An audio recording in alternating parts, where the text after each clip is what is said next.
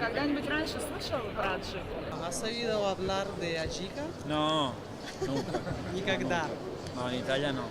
En В Италии Italia, нету такого. Большой сюрприз для участников и гостей агропромышленного форума подготовил наш соотечественник Эмиль Цкуя, который собрал на этой площадке известных поваров Мишлен. Здесь, в этом павильоне, они, конечно же, будут готовить. Зачистили кочерышку, скажем так, замариновали в мясных специях, пожарили и дальше сделали пасту из тархуна и добавили также мясные специи внутрь. И мы покрываем чуть-чуть, да, сверху.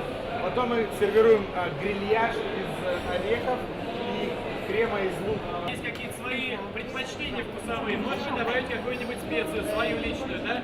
Кто-то добавляет тархун, кто-то добавляет кинзу и так далее. То есть много разных действительно историй, которые могут усилить вкус блюда. История звезд Мишлен очень интересная и начинается с того, что один из основателей компании в 1900 году издал путеводитель для автомобилистов. Обычный список заведений, в которых можно было починить машину, вкусно перекусить или переночевать. Такой своеобразный гид для путешественников. Так было 20 лет. Справочник пополнялся новыми данными и стал самым популярным. Позже появилась классификация ресторанов и звезды. Одна – очень хороший ресторан. Две – ради этого места можно отклониться от маршрута. Три – здесь настолько отличная кухня, что ради нее можно посетить страну. Сказать, что кто-то готовит лучше или кто-то хуже, ну, это на каждый вкус, на каждое блюдо есть свой потребитель. Для того, кто, скажем, наоборот, любит какие-то новые, что-то такое интересное, какие-то экспромты и так далее, они наоборот, они с большим удовольствием едят. И, в принципе, я считаю, что пробовать надо. Я, например, собираюсь завтра в Ачу-Чачу отвезти, показать им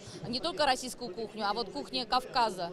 Я думаю, что им тоже это интересно, потому что им надо попробовать, потому что такое мамалыга знает определенно маленький круг. А для того, чтобы показать этим мэтрам, что есть еще такая кухня, почему бы нет? Для этого мы их и привозим сюда. И хорошо, что в Москве есть абхазские рестораны, в которые можно привезти таких мировых шефов. Высокая кухня от звездных поваров Мишлен. Это дорогого стоит. Обратите внимание, при изготовлении они используют асесбал и наши приправы. За 3 дня шеф-повара Мишлен угостят посетителей аграрного форума десятками блюд. Все они, безусловно, приготовлены первоклассно и оригинально. Нам повара пообещали, что увезут абхазские соусы и приправу к себе в ресторан и непременно приготовят блюда с их добавлением. Нисфарш Батимур Гугохи, Абхазское телевидение, Москва.